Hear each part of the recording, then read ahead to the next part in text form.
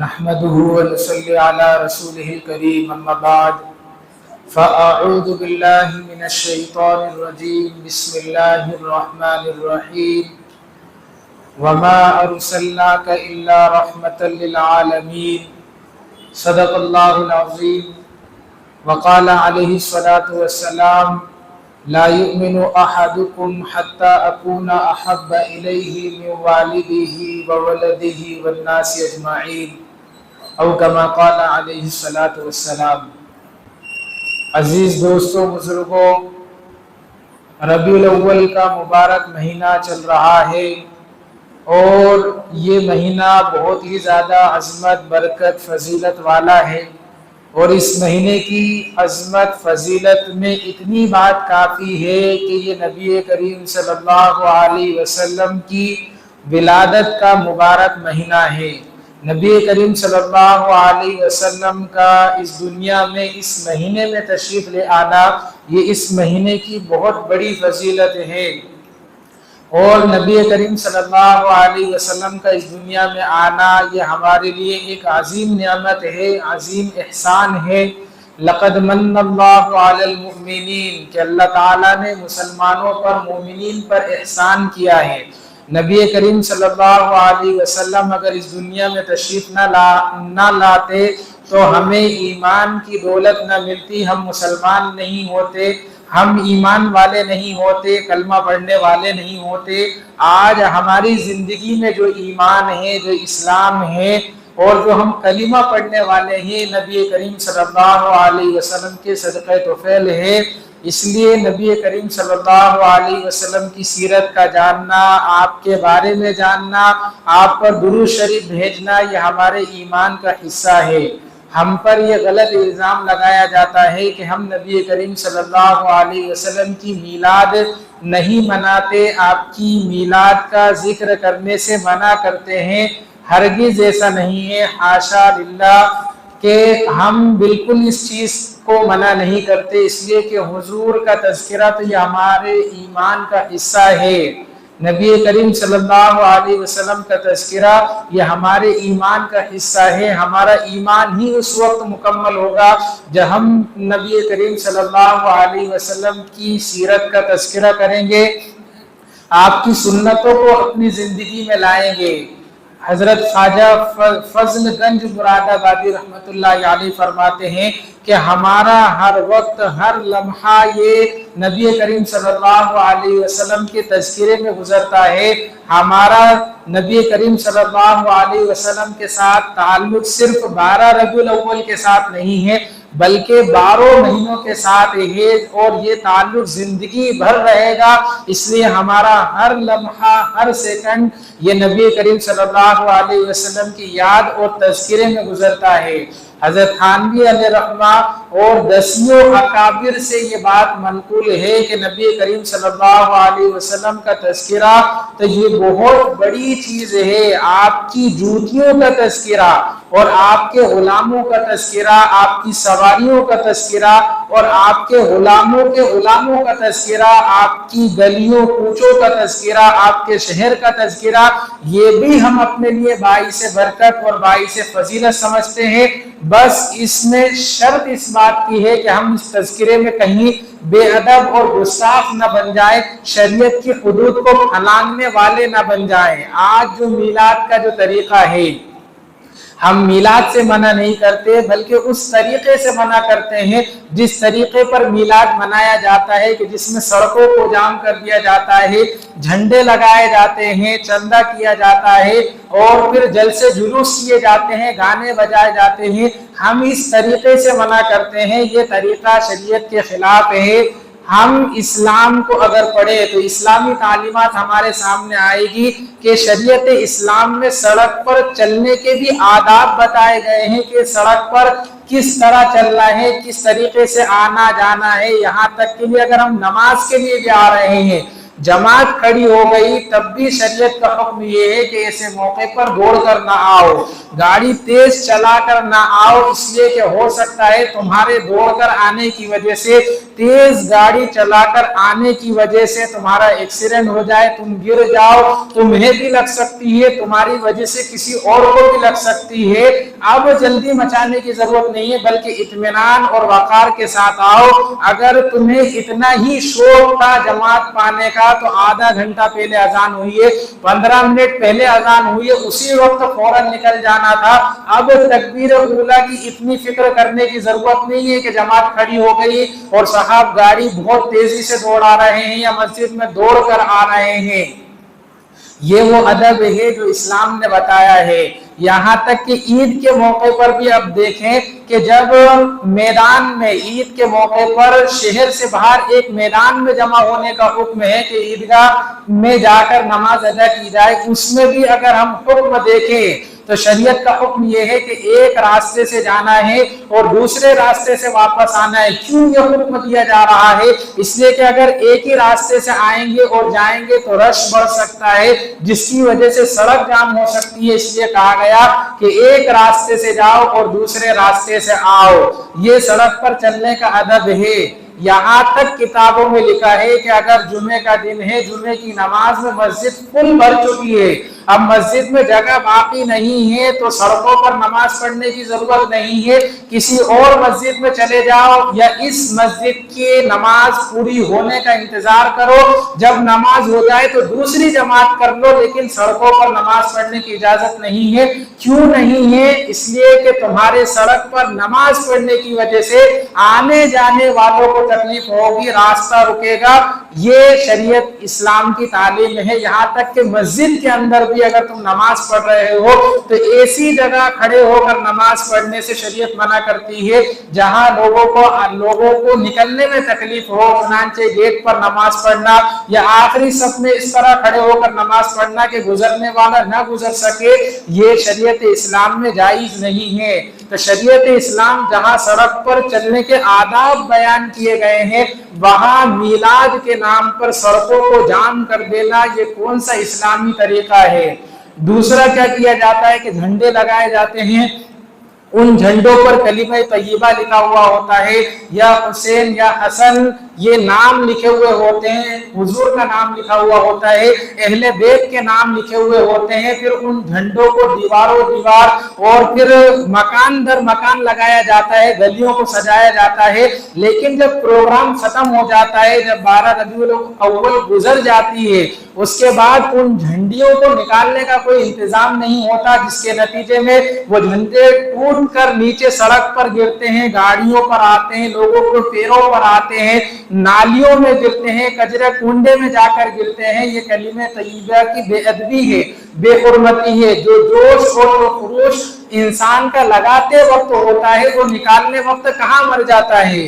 تیسری خرابی یہ ہوتی ہے کہ گھر گھر چندہ کیا جاتا ہے جلسے جلوس کے لیے۔ حدیث پاک میں نبی کریم صلی اللہ علیہ وسلم کا ارشاد ہے لا یحل مال امرئ مسلم الا بطیب نفسہ، کہ ایک مسلمان کا مال اس کی رضامندی کے بغیر لگانا یہ جائز اور حلال نہیں ہے۔ اب تو گھر گھر چندہ کیا جاتا ہے، ہر ایک خوش دلی سے دینے والا نہیں ہوتا، اور یہ کیسی خوشی ہے کہ مجھے خوشی منانا ہے اور میں گھر گھر چندہ کر رہا ہوں۔ کیا ہم اپنی خوشیاں بھی اسی طریقے سے مناتے ہیں کہ ہمارے یہاں کوئی بچہ پیدا ہوا یا کوئی بھی خوشی کا موقع آیا، اب ہم ڈبہ لے کر گھر گھر چندہ کریں گے اور اس خوشی کو منائیں گے کہ مجھے خوشی منانا ہے، لہذا سب مل کر پیسے دو اور ہم ہماری خوشی میں شریک ہو؟ یہ کون سا خوشی کا طریقہ ہے منانے کا؟ تو یہ شریعت میلاد کے نام پر، اسلام کے نام پر اس طریقے سے میلاد منانا، شریعت اس سے منع کرتی ہے۔ میلاد منانے سے منع نہیں کرتی، میلاد جس طریقے سے منایا جا رہا ہے وہ طریقہ اسلام کے اصولوں کے خلاف ہے، شریعت کے خلاف ہے، شریعت اس طریقے سے منع کرتی ہے۔ میلاد نبی کریم صلی اللہ علیہ وسلم کی دو ہیں، ایک میلاد جسمانی ہے، ایک میلاد روحانی ہے۔ میلاد جسمانی یہ ہے جس میں نبی کریم صلی اللہ علیہ وسلم اس دنیا میں تشریف لائے، محمد بن عبداللہ بن کر اس دنیا میں تشریف لائے، جن کے آنے سے امت کو نبی کریم صلی اللہ علیہ وسلم کا مبارک چہرہ دیکھنے کو ملا، آپ کا جمال یہ لوگوں کے سامنے آیا، اور میلاد روحانی یہ ہے جس میں نبی کریم صلی اللہ علیہ وسلم نبی بنائے گئے اور محمد رسول اللہ کے نام سے لوگوں نے آپ کو جانا، جس سے آپ کا کمال لوگوں کے سامنے ظاہر ہوا۔ تو ہمیں دونوں میلادوں کی خوشی ہے اور دونوں کا تذکرہ، دونوں کا جو ذکر کرنا، یہ ہم اپنے لیے باعث خیر سمجھتے ہیں، برکت سمجھتے ہیں۔ اور یہ جلسے جلوس کرنا اور سڑکوں پر مٹھائیاں تقسیم کرنا، یہ صرف میلاد یہ نہیں ہے۔ میلاد کا حقیقی مطلب یہ ہے کہ انسان نبی کریم صلی اللہ علیہ وسلم کی سیرت کو سمجھے اور آپ کی سنتوں کو اپنی زندگی میں لائے۔ یہ کہاں کا میلاد ہے کہ میلاد کی جو خوشی ہے اس خوشی میں نمازوں کی کوئی فکر نہیں کی جا رہی ہے، نمازیں قضا ہو رہی ہیں اور زندگیوں میں کوئی سنت نہیں ہے، ہمارا لباس سنت کے مطابق نہیں ہے، داڑھی سنت تو ہمارے چہروں پر نہیں ہے، غیروں کے طریقے کو ہم پورے اپنائے ہوئے ہیں، اور پھر 12 ربیع الاول پر میلاد کے نام پر ہم خوشیاں منا رہے ہیں اور پوری زندگی ہماری یہ سنتوں کے خلاف گزر رہی ہے۔ یہ کون سا اسلامی طریقہ ہے؟ نبی کریم صلی اللہ علیہ وسلم جب مدینہ منورہ میں تشریف لائے تو آپ نے صحابہ اکرام کو دیکھا کہ وہ 2 دن خوشیاں منا رہے ہیں، کھیل کود کر رہے ہیں۔ تو آپ نے ان سے پوچھا کہ یہ کیا کر رہے ہو؟ تو انہوں نے بتایا کہ زمانے جاہلیت میں ہم 2 دن کھیل کود کیا کرتے تھے، وہی 2 دن یہ ہیں، ہم ان میں کھیل کود کر رہے ہیں، خوشی منا رہے ہیں۔ تو نبی کریم صلی اللہ علیہ وسلم نے فرمایا کہ اللہ تعالیٰ نے تمہیں اس سے بہتر اچھے 2 دن دیے ہیں، اور وہ یہ ہیں عید الفطر اور عید الاضحیٰ۔ یہاں پر حضور نے یہ بھی فرمایا کہ ایک اور عید ہے اور وہ میری پیدائش کا دن ہے، اس لیے کہ اسلام میں یوم پیدائش منانے کا کوئی تصور نہیں ہے۔ اگر ہوتا تو نبی کریم صلی اللہ علیہ وسلم کی ولادت سے بڑھ کر کوئی دن اس کا مستحق نہیں تھا، لیکن اسلام میں اس کا کوئی تصور نہیں ہے، اس لیے صحابہ اکرام نے کبھی اس طرح کا میلاد نہیں منایا۔ مسلمانوں میں یہ چیز عیسائیوں سے آئی ہے، عیسائیوں میں یوم پیدائش منانے کا تصور ہے، اس لیے مسلمانوں میں بھی یہ چیز عیسائیوں سے آئی ہے۔ 604 ہجری میں ایک بے دین عیاش بادشاہ گزرا ہے جس کا نام مظفر الدین بن اربل کوکری تھا، جس نے اپنی حکومت کو باقی رکھنے کے لیے، دیر تک قائم رکھنے کے لیے، اور اپنی جو رعایا تھی، ان پبلک تھی، اس کو یہ بتانے کے لیے کہ مجھے کتنا دین سے لگاؤ ہے، میں کتنا دین کی فکر کرنے والا ہوں، یہ بات لوگوں کے دلوں میں بٹھانے کے لیے اس نے اس رسم کو میلاد کے نام پر جاری کیا اور امت نے اس کو قبول بھی کر لیا۔ اور حیرت کی بات ہے آج کی اس 8ویں دور میں یہ دور جو ہے ترقی یافتہ مانا جاتا ہے، اتنا ترقی والا مانا جاتا ہے کہ سمندر کی گہرائی یہ امت ناپ چکی ہے، اور آپ دیکھیں کہ چاند کی کتنی دوری ہے، سورج کی کتنی دوری ہے، اور یہ اور کتنے سیارے ہیں، کتنی کھوج انسان یہ کر چکا ہے، سائنس کتنی ترقی کر چکی ہے۔ اور کئی سال پہلوں کا کیلنڈر اگر ہم دیکھیں تو اردو تاریخ کے ساتھ ہمیں کیلنڈر مل جائے گا، نیٹ پر اگر ہم سرچ کریں تو 2050 تک کا 60 تک کا کیلنڈر ہمیں صحیح تاریخوں کے ساتھ مل جائے گا۔ لیکن تعجب ہے کہ نبی کریم صلی اللہ علیہ وسلم کی ولادت اور وفات کی جو تاریخ امت کے سامنے رکھی گئی، امت نے اس کو قبول کر لیا۔ آپ اگر دیکھیں کہ جو تاریخ ولادت کی بتائی جاتی ہے 12، وہ بھی آپ کی ولادت کی صحیح تاریخ نہیں ہے، اور وفات کی جو تاریخ بتائی جاتی ہے 12، وہ بھی صحیح تاریخ نہیں ہے۔ نبی کریم صلی اللہ علیہ وسلم کی ولادت اور وفات دونوں ربیع الاول کے مہینے میں ہوئی ہے، یہ طے ہے، اور دونوں پیر کے دن، یعنی پیر ہی کے دن آپ کی ولادت ہوئی ہے اور پیر ہی کے دن آپ کی وفات ہوئی ہے، یہ دونوں چیزیں ملتی ہیں، لیکن 12 ربیع الاول کو ہوئی ہے، یہ کسی صحیح تاریخ میں، حدیث میں یہ صحیح تاریخ ملتی نہیں ہے کہ 12 ربیع الاول ہی کو آپ کی ولادت اور وفات ہوئی تھی۔ ہاں اتنا بخاری شریف میں ضرور ملتا ہے کہ نبی کریم صلی اللہ علیہ وسلم نے جو آخری حج کیا ہے، اس آخری حج میں جو عرفے کا دن تھا 9 ذی الحجہ، اس دن جمعے کا دن تھا۔ تو اب اگر 9 ذی الحجہ جمعے کا دن سن 10 ہجری کو سامنے رکھ کر اگر 63 سال پہلے جائیں اور دیکھیں کہ ربیع الاول کے مہینے میں پیر کے دن 12 تاریخ آ رہی ہے یا نہیں، تو کتنی ہی کوشش کر لے کہ مہینوں کو 30 یا 29 کر کتنا ہی آگے بڑھے، لیکن 12 تاریخ پیر کے دن ربیع الاول میں جمع نہیں ہوتی۔ 4 تاریخیں جمع ہوتی ہیں پیر کے دن کے ساتھ، 1، 2، 8 اور 9، اور 8 تاریخ یہ حضرت عبداللہ ابن عباس رضی اللہ عنہ سے منقول بھی ہے، اور اسی کو محققین نے لیا بھی ہے کہ نبی کریم صلی اللہ علیہ وسلم کی جو ولادت کی تاریخ ہے وہ 8 ہے، 12 تاریخ حضور کی ولادت کی ہے نہیں۔ اور وفات کا حساب لگانا تو اور زیادہ آسان ہو جاتا ہے، اس لیے کہ آخری حج جو آپ نے کیا ہے 9 ذی الحجہ جو جمعے کا دن آیا ہے، وہاں سے 3 ہی مہینے بچتے ہیں۔ ان 3 مہینوں کو اگر تینوں کو ہم 30 مان کر آگے بڑھیں تو بھی پیر کا دن 12 ربیع الاول نہیں بیٹھتا ہے، اور ہم 29 مان کر آگے بڑھے یا 1، 30، 2، 29 یا 2، 30، 1، 29 مان کر بڑھے تو بھی 12 ربیع الاول یہ پیر کے دن کے ساتھ جمع نہیں ہوتا ہے۔ صحیح تاریخ جو جمع ہوتی ہے وہ 2 تاریخ ہے، اور اسی کو حافظ ابن حجر رحمۃ اللہ علیہ نے اپنی کتاب فتح الباری میں نقل کیا ہے، ثانی شہر ربیع الاول، کہ نبی کریم صلی اللہ علیہ وسلم کی وفات یہ ربیع الاول کے مہینے کی 2 تاریخ میں ہوئی ہے۔ شہر عربی میں مہینے کو کہا جاتا ہے، اسی شہر کو کسی پڑھنے والے نے سمجھنے والے نے یہ سمجھا کہ یہ عشر ہے، عشر 10 کو کہا جاتا ہے، اور وہ یہ سمجھا کہ لکھنے میں کہیں غلطی ہو گئی ہوگی، اس نے ثانی شہر ربیع الاول کو ثانی عشر ربیع الاول سمجھا، یعنی 12 ربیع الاول، اور یہاں سے 12 وفات کے نام پر نبی کریم صلی اللہ علیہ وسلم کی وفات کی تاریخ 12 چل پڑی۔ تو نہ نبی کریم صلی اللہ علیہ وسلم کی ولادت کی تاریخ 12 ہے، نہ وفات کی تاریخ 12 ہے۔ اب حیرت کی بات یہاں پر یہ ہے کہ ہم صحابہ اکرام کو اگر پڑھیں تو صحابہ اکرام نے نبی کریم صلی اللہ علیہ وسلم کی چھوٹی سی چھوٹی چیز کو نوٹ کیا ہے۔